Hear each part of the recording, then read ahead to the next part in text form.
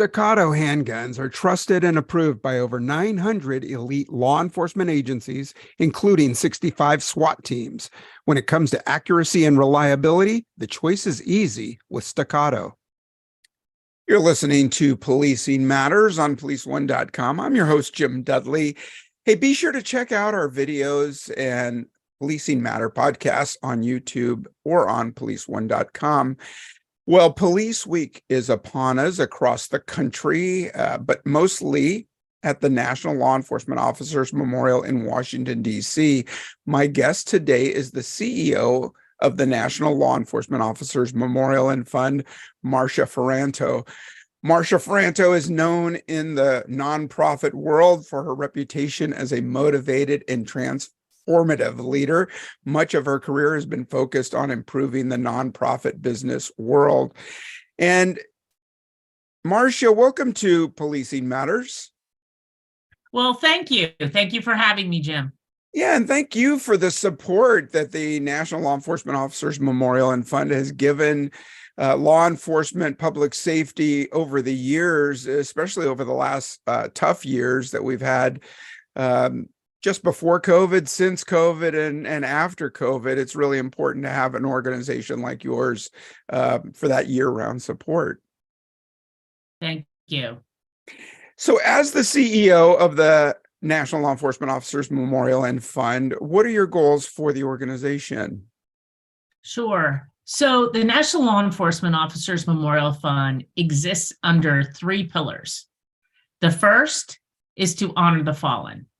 So we are the leading authority on all line of duty deaths. And what that means is that we are the only organization in the country that takes each case through a stringent review process, with the final steps of that process being a review by the officer's peers. In other words, other law enforcement officers. From that stringent review process, it's determined whether this case is a line of duty death or not. The second pillar is the museum, where we honor the amazing story of American law enforcement. Does our country need a museum that's focused on honoring law enforcement? You bet it does. Our third pillar is officer safety and wellness. Officer safety and wellness for us is our effort to keep names off the wall. So we engage in many officer safety and wellness activities. I'll give you an example. Destination Zero is one of our more popular activities, where we have become the leading repository on all best practices going on in the country. And what happens is agencies, departments around the country embark on a new practice. They find amazing results. They send that practice to us. We share it free on our website, but we also give out awards for the great work that is being done around the country as it pertains to keeping law enforcement officers safe. Great statistics, great studies, and support from the National Center. What about the line officers? If they go to your webpage, what can they find there? What are the benefits for them? So I think that leads back to both our officer safety and wellness and the fact that we are the leading authority on line of duty deaths. We collect data that no one else has because of our stringent review process. And because of that, we can create programs that are relevant today around why law enforcement officers are losing their lives. And I think through our programs and our summits, our roundtables, we are producing outcomes that are very timely to law enforcement. And so I think that is one of the greatest benefits around the programs that we are now doing. Sure. The studies certainly show officers what's happened in the past, what they might expect, and how to avoid some of those incidents. Firearm safety is certainly one of the issues, and motor vehicle deaths of officers, usually the top two on the list. You help bring awareness through these studies and reports, including information about officers killed in the line of duty, the LEOCA report. How is the information used to bring those numbers down? Any recommendations coming from the reports? So there are. So after we released the mid-year report as well as the end of the year fatality report, we create a program around those reports to specifically address the leading causes of death. So as you mentioned, last year we did a traffic summit. It was an all-day traffic summit, and it used that data that we had collected the year prior to create the panel discussions, the expert testimony around what is being done in different pockets of the country to bring these numbers down, what is working and what is not working. So at the end of, mid-year and at the end of the year, we take the data, we evaluate it, we create a program that addresses the data, and we get a lot of audience, Jim, eager to learn about what are the latest trends and what can be done to get our fatalities down to zero. Yeah, great information. Hey, as we head into the National Police Week, tell us about the events in DC and beyond, and why should law enforcement officers and their supporters attend? Sure. So for us, the big time is from May 11th through the 15th. And starting on May 11th, we have a K-9 memorial service. We actually have a lot of memorial services going on from ATF to FBI, DOJ. They're all doing wreath laying memorial services, but some of the ones that are more attractive to the public, the K-9 is a big attraction. It's a great ceremony. I encourage folks to come to that. Like I said, that's on the 11th. Then on the 12th, we welcome the Police Unity Tour. And if you've ever been there to watch these 1,800 bike riders come into Washington from New Jersey, it is a moment to experience. And I think for me, as I've watched it over the years, it's amazing to me how many of the riders are coming in sort of cheering that they made it, that the ride was tough and they stuck with it to honor the fallen. The others ride in with tears just streaming down their face because they are riding for a specific fallen officer and how much that ride meant to them. Watching these 1,800 people, the line never ends, of these law enforcement officers who are riding in to honor those who died. It is a memorable experience. I encourage anyone who can be there to watch these incredible men and women ride in. Also on the 12th, we have a law enforcement appreciation night at the Nats stadium, at the Nats baseball game, the Nationals here in Washington. And although I myself am a Phillies fan, the Nats are true supporters of law enforcement, and we will all be out in droves on the 12th to watch the game and watch our fellow law enforcement officers do the national anthem, do the honor guard. We're going to be there in droves. So thank you to the Nats. The 13th, of course, is a candlelight vigil. And for us, that is the centerpiece of the entire police week. And that is where 30 to 40,000 people arrive on the National Mall to witness the reading of the names of the fallen officers from the prior year, as well as historical cases that have recently been solved and determined a line of duty death. That for us is that's the moment that we're working on right now, every day, 12 hours a day. That is one of the most important events for law enforcement and survivors in the entire year. So I'll touch on that in a second and why that's important, but let's keep on going into the 14th to the 16th. C.O.P.S, the National Police Survivors Conference, is going on. It is an incredible organization doing incredible work for survivors, helping them get through their grieving process. So they are, a lot of people don't know this, but they have their conference during Police Week just for that purpose, is to bring in the survivors to be there the same time that law enforcement is there. And of course, when we are honoring the fallen. They also have a kids and teen program that a lot of people don't know about, but you can go to their website and learn all about it. An incredible organization. On the 15th, we are doing Stand Watch for the Fallen. And this is something, it's not new, but it's something that we have changed for this year. The National Law Enforcement Memorial Fund has a program for ambassadors. And ambassadors are current and retired law enforcement officers who believe deeply in our mission. And they want to do their part in helping to honor the fallen, tell the story of American law enforcement, and try to help it make it safer for those who serve.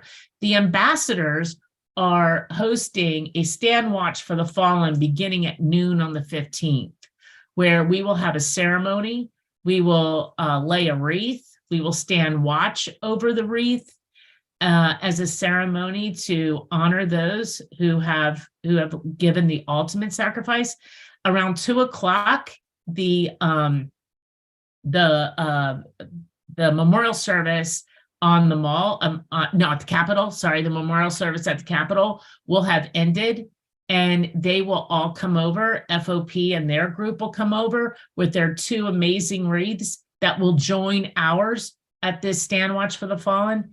Stand Watch for the Fallen goes from noon until midnight, and it is an incredible place to be at midnight when Stand Watch for the Fallen is over and taps are played, and you would think it was noon at midnight at the memorial that evening, with the number of survivors and law enforcement who come for the closing of that ceremony. So those are some of the things that we're doing for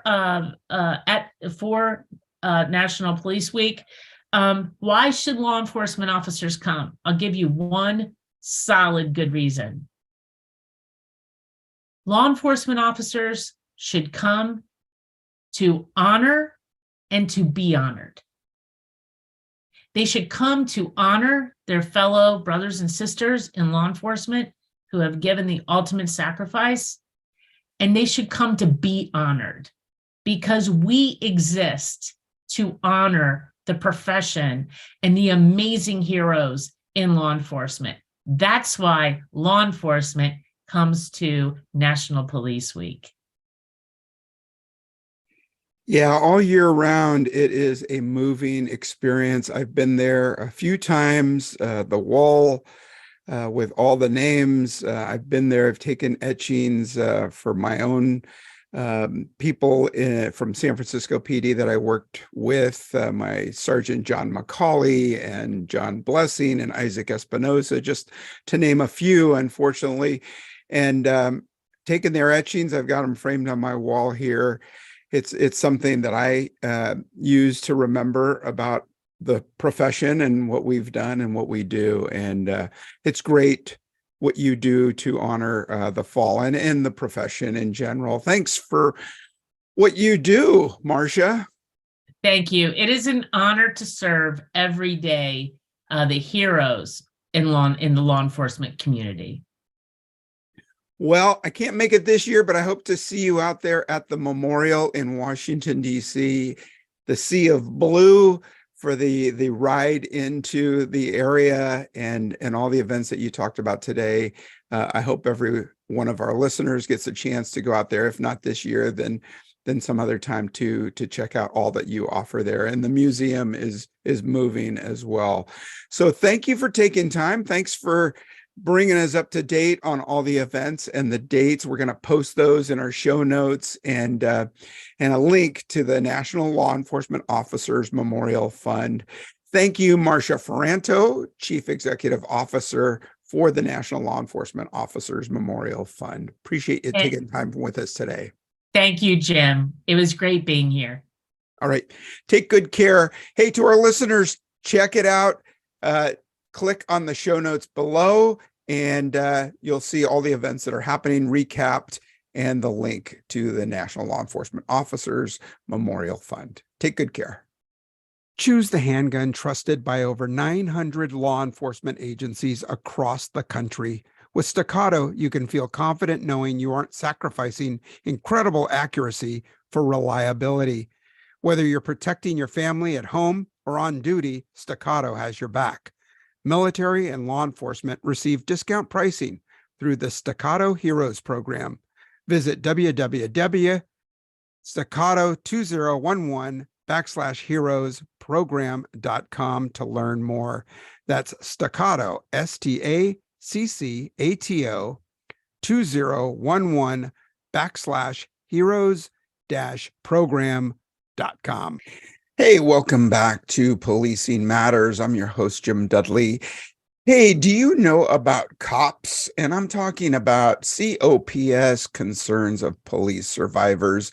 Well, this week we're talking about Police Week, and each year we understand between 140 and 160 officers die in the line of duty, and their families and coworkers are left to cope. C.O.P.S provides resources to help them rebuild their shattered lives. C.O.P.S was organized in 1984 with 110 individual members. Today, C.O.P.S membership is over 67,000 survivors.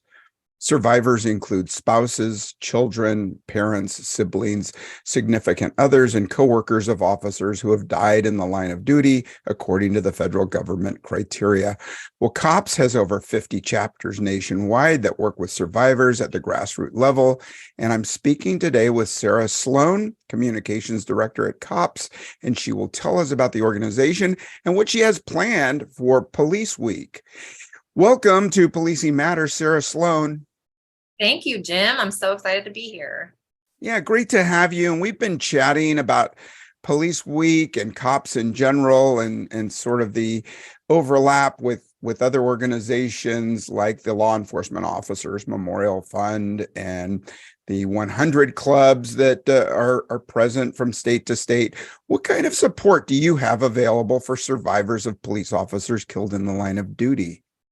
Yeah, so I like to refer to C.O.P.S as the American Red Cross of line of duty death, because when an officer dies in the line of duty, it's us that responds to that. And so, as you mentioned, we have over 50 chapters. We have 55 chapters across the nation that have chapters that are all run by survivors. So the piece of that is that these survivors have been through it. They know what to say. They know what not to say.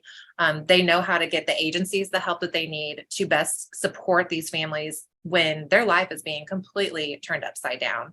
And so we help with the funeral planning. We are there for the families with whatever they need. If they need us to get them meals, if they need us to find them childcare, we will step in and do that.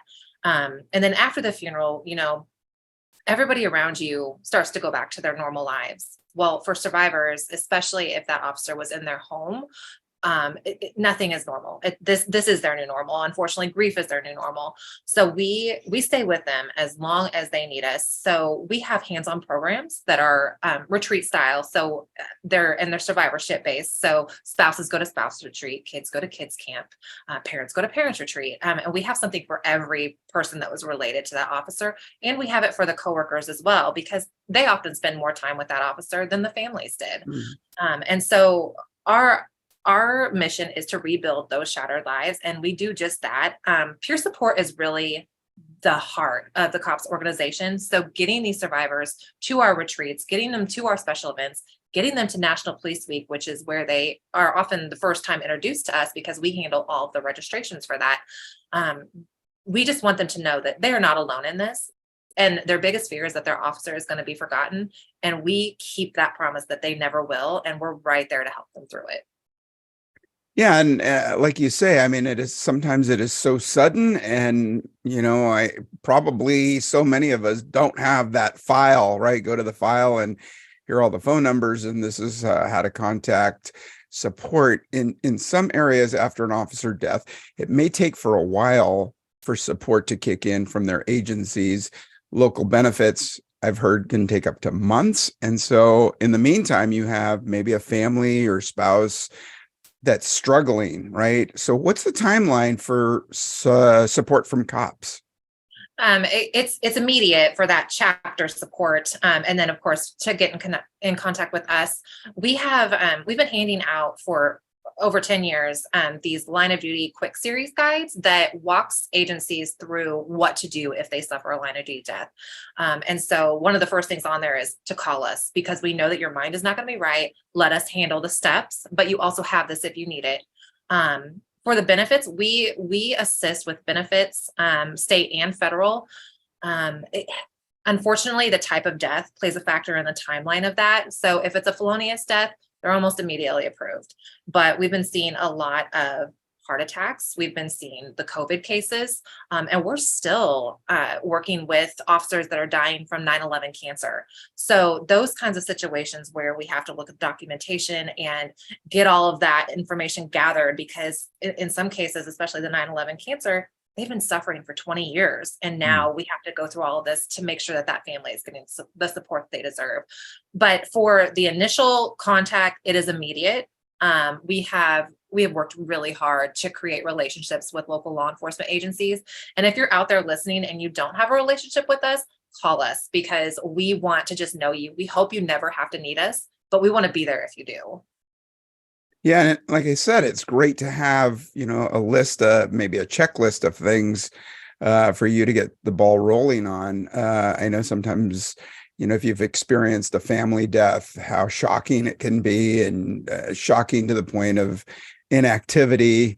And so we don't think about who should we be calling, especially when we talk about the complexities of dealing with an organization and administration. And it's great that you hand out these things and you get people registered. And you said you kick it off at Police Week, or you do a lot of your contacts at Police Week. Police Week is upon us. Each year you participate in Washington, D.C. What are your plans this year?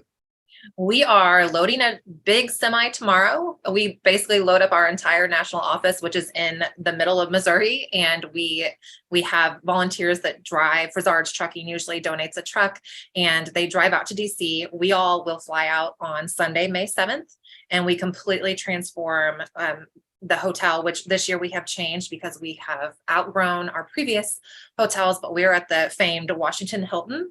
So we're very excited to welcome survivors to that. We're able to fit over 1,000 families in that one hotel. Unfortunately, we had to secure 4 other hotels because we have 6,400 survivors registered just to attend our conference, go to the vigil, go to the memorial service. But when survivors get to the hotel, when they get to the airport, really, we have officers that line the airport. So the second they step out of that gate, they have saluting officers that welcome them, walk them to our transportation.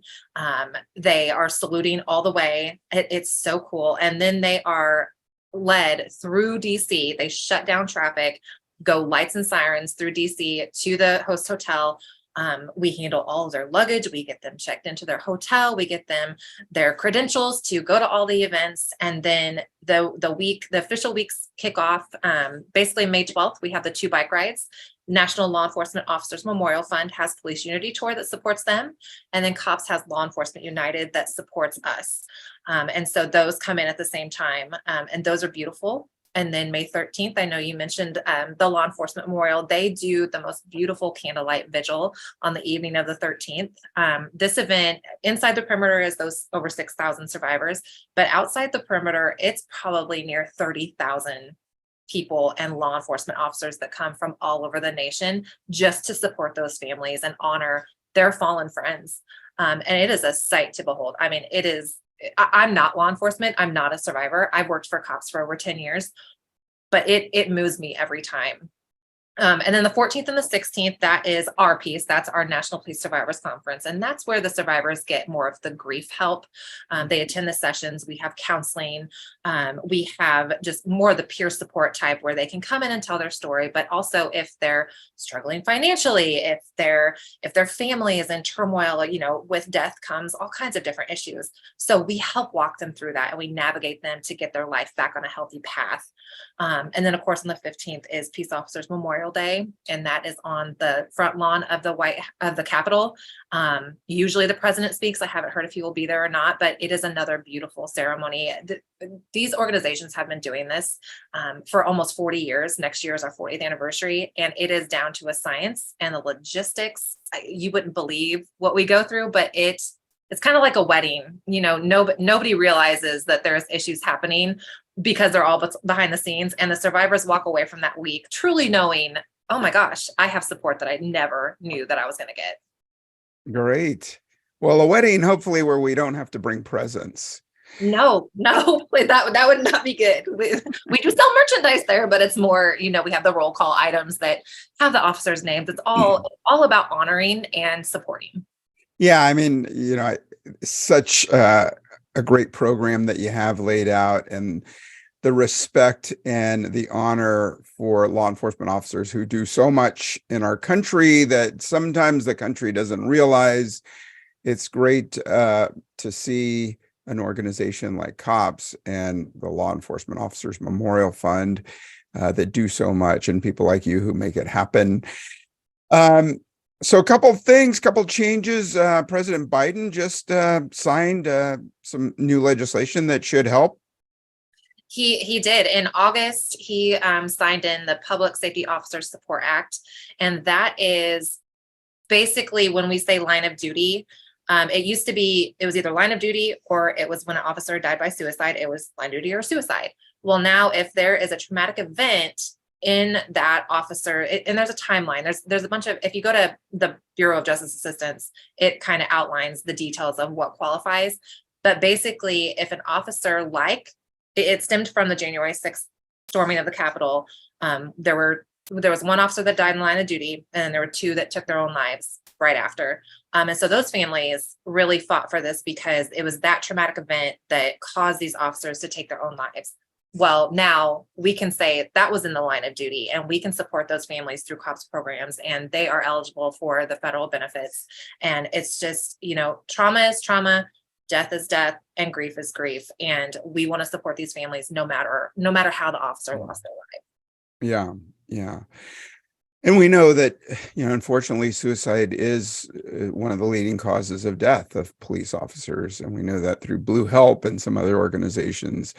And it's great that we're talking about smashing the stigma and acknowledging it rather than pushing it aside or sweeping it.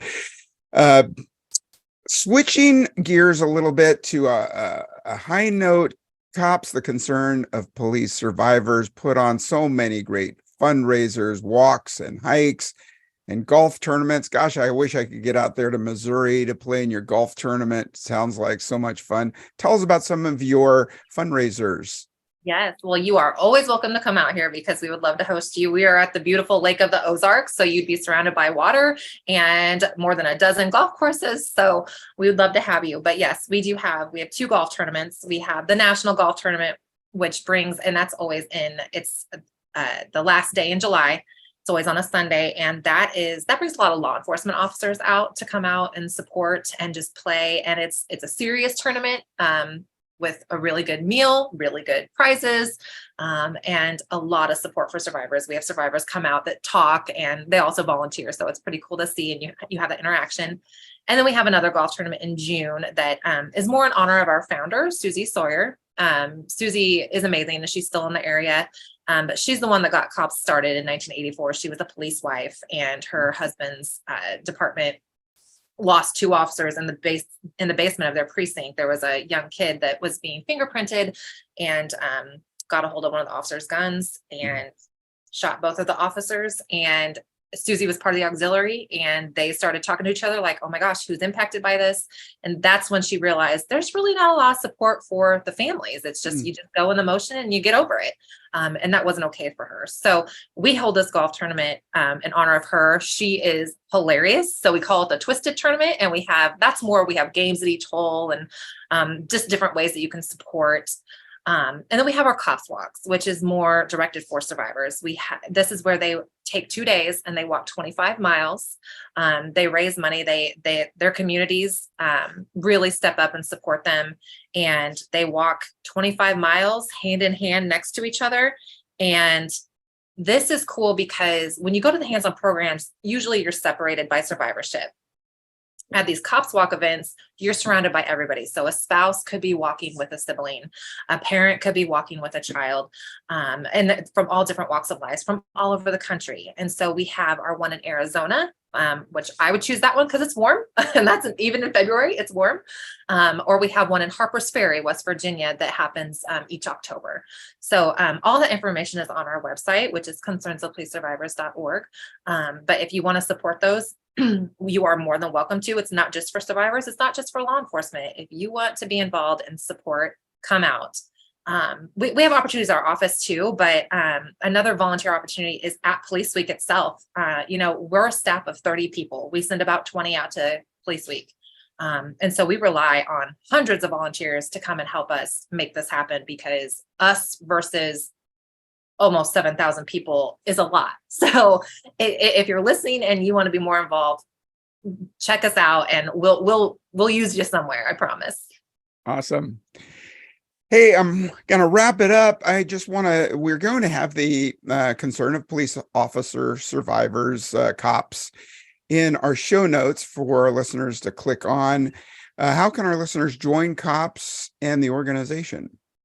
Well, unfortunately, our membership, and I'm using air quotes, is you have to be a survivor to join C.O.P.S. So we are probably one of the organizations that does not want to grow, because that means more officers are losing their lives.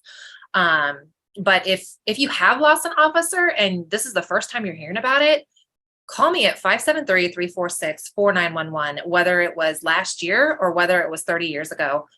We need to get you support, because it's so interesting to hear. Like at our retreat, we had an adult children's retreat, and we had a gentleman that he was in his 70s and he had lost his dad when he was 5 years old, and he didn't know about C.O.P.S, and he came and he connected with children that had lost their officer 10 years ago.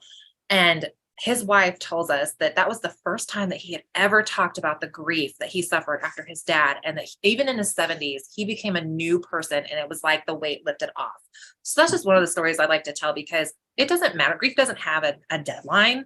You can grieve the rest of your life. That means that you loved that person, and we're here to pull that out of you and let you know that we're here. So, but to just be a supporter and just be involved with C.O.P.S, we have so many opportunities. So get involved in those special events that I just talked about. Come out to Police Week. We'd love to have you, or just check in with us. We are grant funded, but we are very much donation based, because that grant only covers so much. And so if you would like to give, we will take it, because unfortunately times are hard right now, and we haven't quit growing. I know, Jim, you mentioned that on average it's 140 to 160 officers.